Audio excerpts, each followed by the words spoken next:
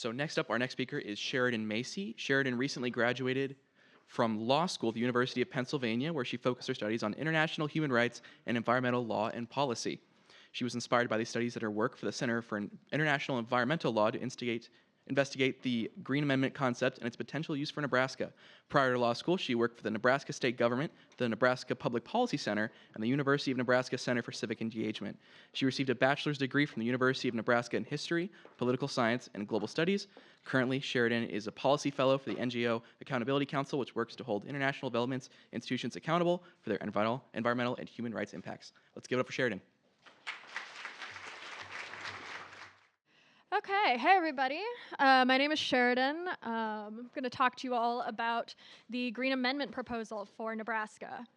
So, first off here, what is a Green Amendment?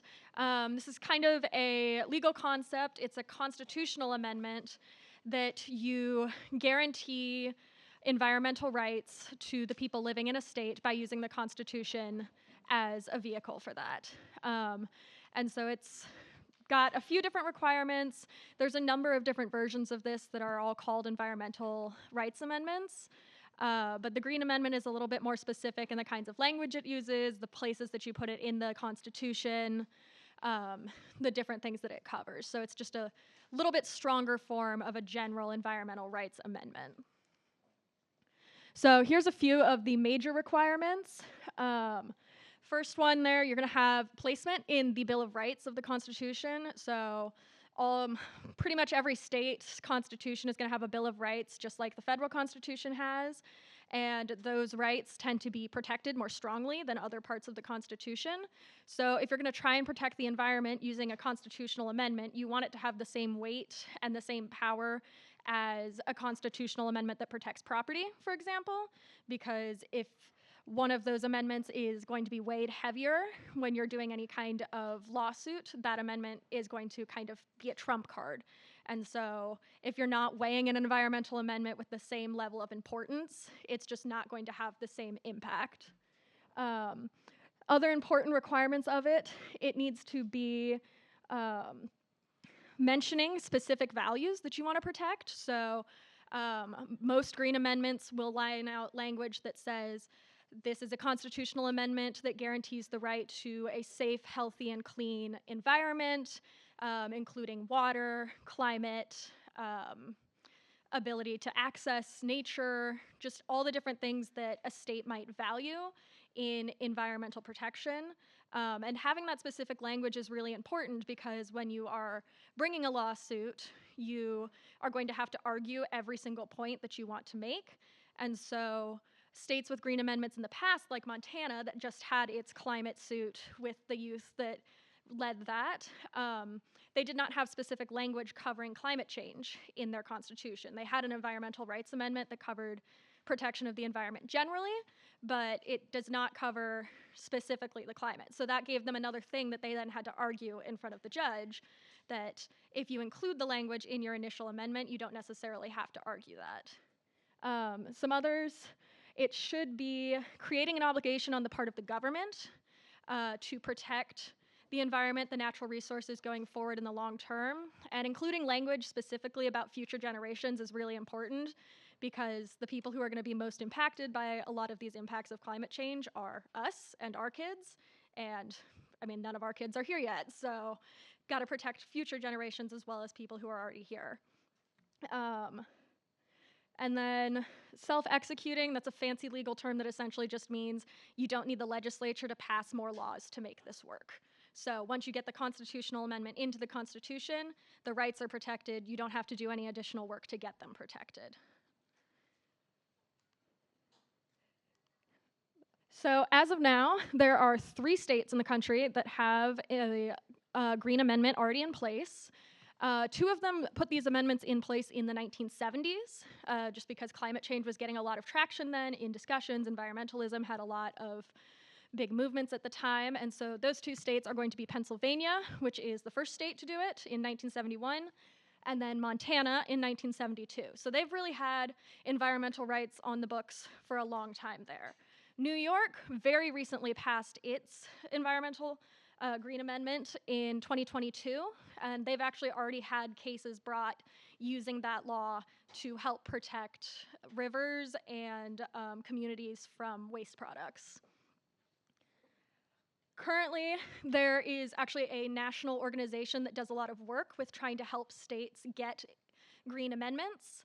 They're also working on a federal green amendment. However, as we all know, Congress is pretty deadlocked most of the time, and passing an amendment at the federal level is just really not feasible. So in order to have more access to the law as a way to fight pollution, as a way to protect the environment, protect people's rights to the environment, organizations like Green Amendments for Future Generations have been really focusing on doing legal action at the state level. So up here you can see the lighter green. These are states where they have already introduced a proposal for a green amendment. I believe there are 14. The dark green are the 3 we already talked about, which have that amendment. Hawaii actually does have its own environmental rights amendment already, but because it's not in the Bill of Rights, they've not been able to use it as effectively as they would have liked to. And I see your hand is up. I will answer some at the end if that's good.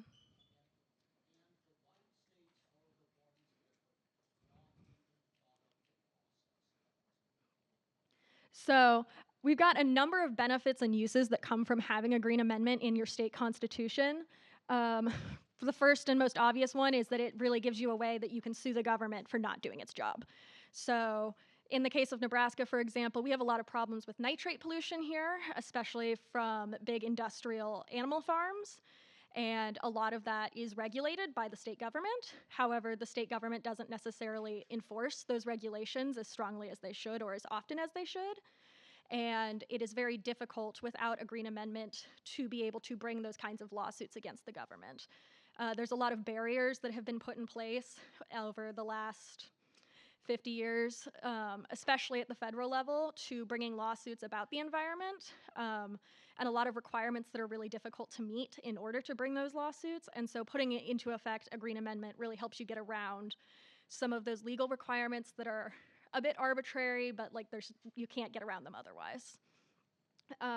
Some other benefits and uses, it's very good for helping legislators have a touchstone for making environmental law, for looking into other laws that they might be making, which could have effects on the environment. So like if I'm looking to pass a law as the state legislature about water usage, I might refer to the Green Amendment in the state constitution to say, like, here's why we're doing what we're doing. And it's supposed to encourage more proactive action towards environmental protection. It's also useful for agency decision making, kind of in the same vein, like the Nebraska Department of the Environment might look at that and say, oh, we have this constitutional amendment. We're going to make our decision based on this regulation because of this amendment. It's also just a good tool for generally holding the government accountable, especially when the government is often hostile to environmental issues. Municipal and local governments can also help preserve some of their autonomy this way.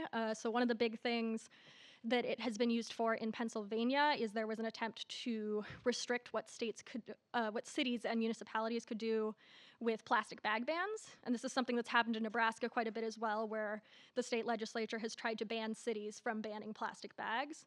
If you have something like a green amendment in place, the cities have a little bit more autonomy because you have a harder time passing a law that says you can't do this thing to protect the environment.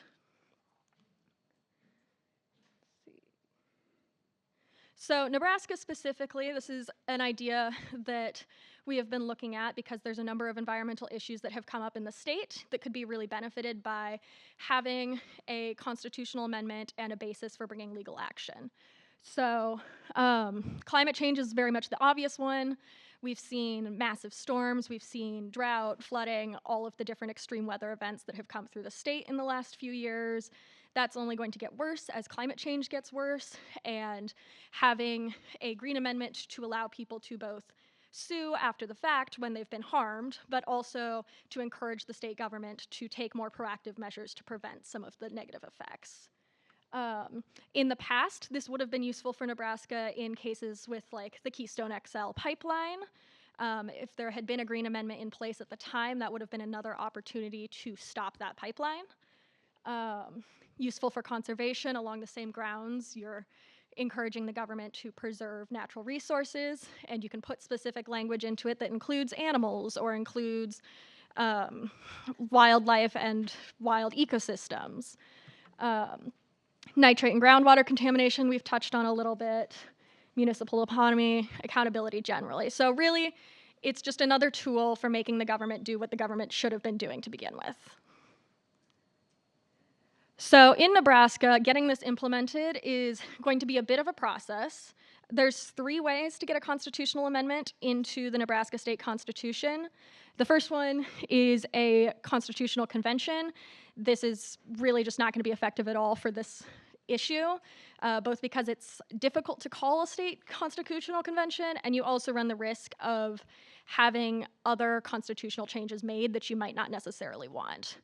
So the 2 processes that are most beneficial for trying to pass a law like this in Nebraska are going to be legislative amendment. So that's just the usual, someone in the legislature introduces it, it goes through the legislative process, and then ballot initiative, which is you have to collect a sufficient number of signatures, it goes on the ballot, and then can be voted on.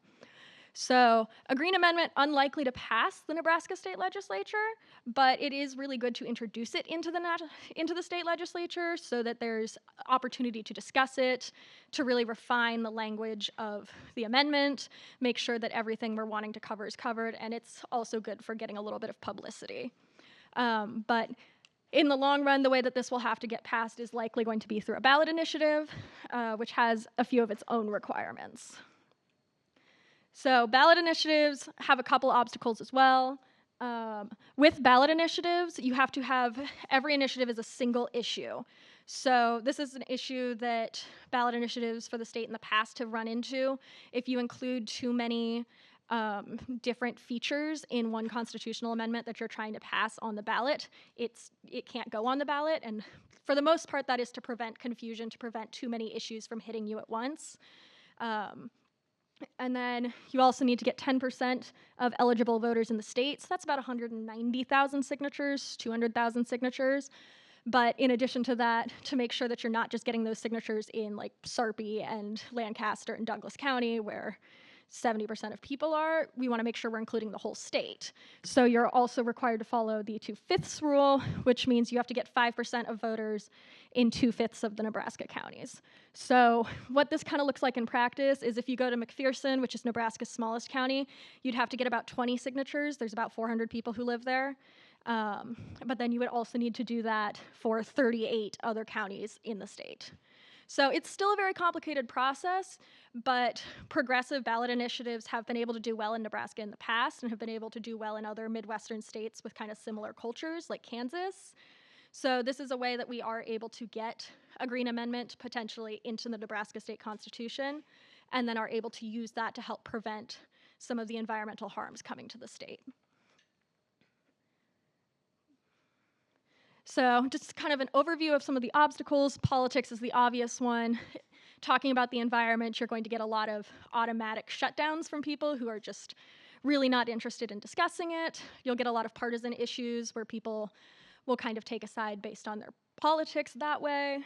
The state government is not going to be particularly fond of this because it is a way that you can sue the government, and the government would really prefer not to be sued.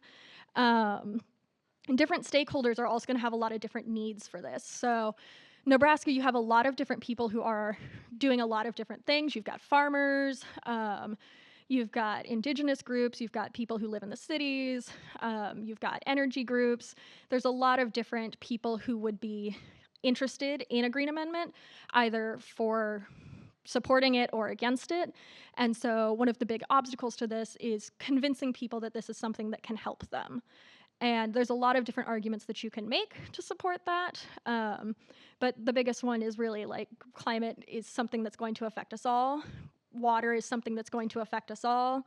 Nebraska has a lot of struggles, especially with water, because we have so much reliance on groundwater. And so pushing those points is really important to kind of show people how this is something that could help them and not just something abstract and legal. Funding is also always a huge issue with this kind of thing. It's not cheap to run a statewide campaign to collect signatures for a petition, so raising funding for this is always an issue. and then the petition requirements themselves. You have to actually get out there and get all of the signatures. So this is the proposed language for the amendment for the Nebraska State Constitution. It's been workshopped a little bit to try and make it fit the state more specifically. The QR code there, I don't know why my words got all messed up, but the QR code there will take you to the website where this is so you can read it yourself on your phone and give you a little bit more information about green amendments generally. But the language for this is supposed to be very adaptable. Part of the reason you would put it through the legislature is to make sure that it's really fitting what Nebraska needs. And different states have had different language incorporated according to their needs. So New Mexico, for instance, included some specific language to protect indigenous practices. Maine included some specific language to protect conservation specifically for hunting. So just depending on the state, depending on what the state really values and cares about, you can address it kind of differently. So where we are now in this process is also kind of a good segue into youth involvement in climate change and in climate activism. I actually did this as an independent study for my final year of law school, and kind of emailed Ken, who organized this, out of the blue and was like, hey, this is a thing that I found, this is really interesting, and that was a really cool experience because I was able to connect with a lot of people in the state working on environmental issues. But it also really goes to show that, like, if you have an idea or you have something that you're interested in that you think can be helpful for the environment or for social justice or women's rights or LGBTQ rights or any of the things that you would want to really advocate for, people are receptive to that. So just reach out to whomever do some Googling as to who is really like active in those spaces. But reaching out, you can a lot of times end up talking to people who are interested in your ideas, who will talk to you, take those ideas seriously. Which I know, like, I've always struggled with being kind of, oh, I'm young, people aren't really going to listen to me. And so it's very cool to see that that's not true in a lot of cases. But so where we are now, we are working on making sure that the language is kind of where we want it. We're talking to senators who would potentially be interested in introducing this to the legislature. And if we're able to do that, then it's kind of getting the process started from there. So go through the legislature, have some legislative discussion, and if everything goes well, start a ballot initiative process. And so that would be kind of the place where general involvement is really good, getting people to call their senators when this is in the legislature, getting people to come in and testify about why having an environmental rights amendment is important to you specifically. Testifying is a really cool thing that you can do with the Nebraska legislature that's very unique to the unicameral, because anybody can testify in the unicameral. You don't have to be invited, you can just show up, which for a lot of state governments, it's not the case. So that's a very cool thing about Nebraska. Volunteering as a signature collector when we start doing a ballot initiative petition. And then talking to your friends and family about things like this. A lot of times, these kinds of issues, people just don't know. Or people don't know that there's options like a constitutional amendment that could protect the environment. And so you having a relationship with like your friends and your family are the most likely person to be able to change their minds about things, to be able to convince them of things, present new ideas, and have them not be outright rejected. It's a lot easier to have difficult conversations with someone that you have familiarity with than it is to kind of go up to a stranger on the street and be like, hey, you should care about the environment. So talking to people that you know and are close to, and then voting is also always important. So yeah, I left some time here to do some questions. Yes.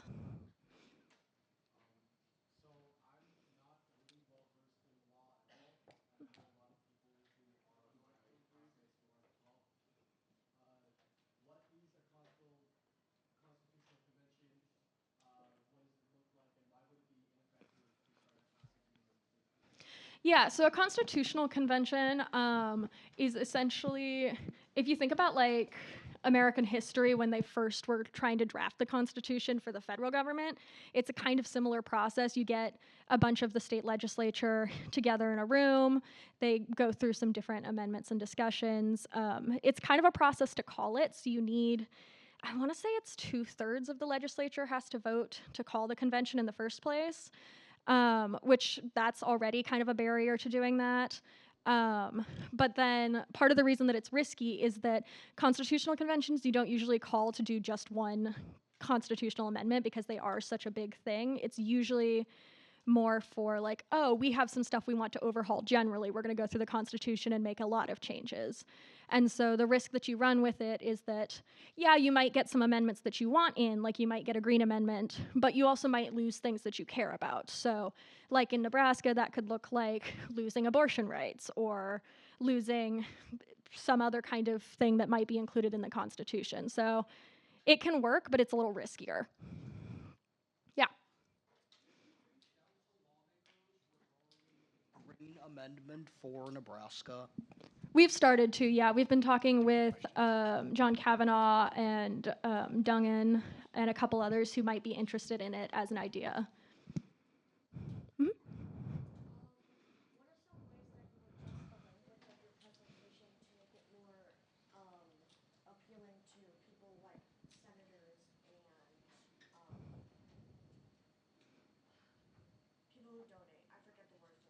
Yeah. So that kind of depends on who you're talking to. Like anything, you want to tailor it to who you're talking to. So like some senators have legal backgrounds, and so if I'm going to talk to them about something that's a constitutional amendment, I might get very, very into the nitty-gritty of the law and like how this interacts with other Nebraska laws, the different legal requirements. Whereas someone who doesn't necessarily have a background in law, you talk a little bit more about like, oh, here's the benefits. Or if you're talking to someone who's a senator who's also a farmer, you talk a lot about like, here's how this can protect your farm, here's how this is going to affect farmers. So it's kind of like talking to anyone about, you kind of just have to tailor it to the person you're speaking with and like their interests and their background. What are some ways that youth can help advocate for just anything without being able to vote? Yeah. So I think the biggest one really is talking again with like people that you're close to who have that kind of ability. It can feel very frustrating sometimes because you're like, oh, I'm only convincing these two people. But I mean, I guess the personal example for me is my parents for the longest time have had very invasive tree species in their yard. And those trees got ripped out by the storms this summer. And so like, I can't do a lot as an individual in trying to change the ecology of the state, but I can convince my parents not to plant those invasive trees again. So a lot of it is just really, I remember being very frustrated before I could vote because it doesn't feel like you can do as much, but I do think a lot of what you can do is being knowledgeable and talking to people who you have the relationship with that you could influence their opinion. Last one right here. Mm-hmm. So, as a Democrat who has a lot of sympathy to like proactive causes against climate change, I have struggled with the idea of necessarily taking every preventative action, which is kind of part of the wording of this amendment, is that it gives the grounds to do that. My biggest concern would be that sometimes these actions allow for a lot of employment opportunities, just a robust increase in the workforce. And I was wondering if you had an argument why these proactive actions are more important than that. More important than just the economic benefit, you mean? Yes, the employment opportunities. I mean, I would say they're more important than just the economic benefit because if you're proactive about improving things like infrastructure, improving things like, I mean, so looking at like North Carolina recently, something that you could have done proactively with climate change there is a lot of the infrastructure in the country generally has not really been addressed in a long time. And designing infrastructure that can either withstand or adapt to issues like a giant hurricane kind of would be a more proactive move that you could take. So you know that you're going to have bigger storms. You know that you're going to have more intense winds. Looking into ways to both prepare people for that ahead of time and then also using government resources to kind of prevent what could have been a worse situation. So like in terms of flooding, that could look like building different dams, building different levees, changing the way that you construct buildings around that. Let's hear it for Sheridan.